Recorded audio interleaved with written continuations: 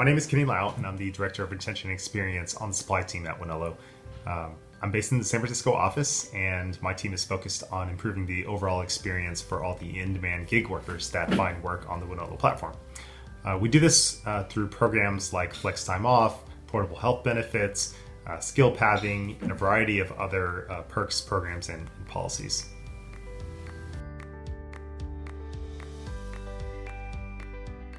I graduated from the University of Texas, Hook'em, and I started out my career in consulting with the Boston Consulting Group. However, I've always had a passion for marketplace technologies. Early in the days of TaskRabbit, a marketplace company, I picked up random delivery, ride sharing, and other kind of tech-related gigs. And then during grad school, drove a little bit on the side for some of the ride-sharing startups like Sidecar, Lyft, and Uber as well. After grad school, started working in marketplace technologies. My first job was with Shift post-grad school, and then worked at a number of mobility companies like Uber, Chariot, and a company called Cargo. After working at Cargo, always felt like companies, these marketplace technology companies, could be doing more to help gig workers out. And I heard about how Wonolo was super committed to improving the lives of 1099 workers. In fact, was looking to create a third category of workers. So I knew it was the right next step for me.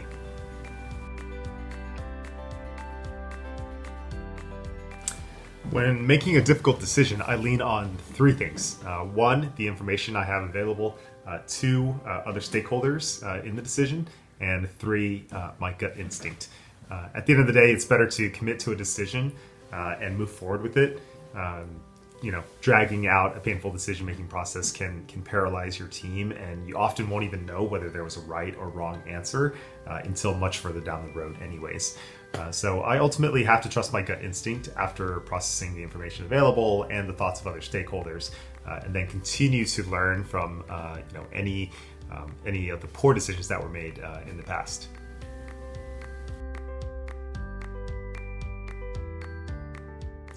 My life advice would be to optimize for your happiness.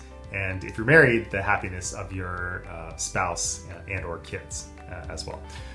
Sure, for example, you could probably always find a job that pays more money, but what if the cost is your workplace happiness?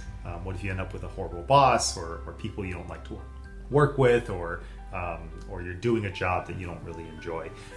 How much is that worth to you? And if you're not happy with something, life is ultimately too short to delay making a change. So go out and make that change, find your happiness, optimize your life for what makes you happy and healthy. Also, if you're earlier in your career and it does make you happy, you should definitely take a calculated risk or two.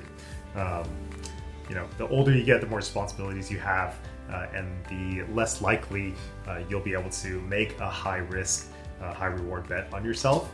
So definitely do that in your youth, right out of college. Take a couple of chances on yourself, and hopefully that will help boost your career as you continue to grow.